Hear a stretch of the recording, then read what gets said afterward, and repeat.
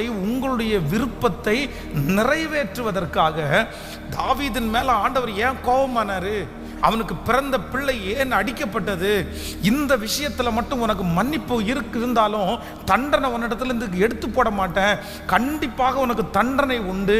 மரணம் வரைக்கும் தான் செய்த எத்தனையோ தவறுக்காக மன்னிப்பு கேட்டு அதுல தண்டனை கிடைக்காமல் இந்த ஒரு விஷயத்துக்கு ஆண்டவர் கண்ணு முன்னே தண்டிக்கிறத பார்த்து தன்னுடைய சொந்த மகளை தன்னுடைய மகன் அசிங்கப்படுத்துறத கண்ணால பார்த்து தனக்கு முன்னாடி தன்னுடைய பிள்ளைகள் கெடுக்கப்படுறத பார்த்து இவ்வளவு நியாயக்கேடை செய்து நான் இப்படி ஆண்டவருடைய கோபத்துக்கு ஆளானேனே அப்படின்னு இந்த மனுஷன் தள்ளப்படுகிறதுக்கு காரணம் என்ன அப்படின்னா, தான் மனசுல நினைச்ச ஒன்றை அடைவதற்காக தன்னுடைய வாழ்க்கையில ஆண்டவர் கொடுத்த அதிகாரத்தையும் தன் மக்களையும் அவன் பயன்படுத்தினது தான் காரணம்.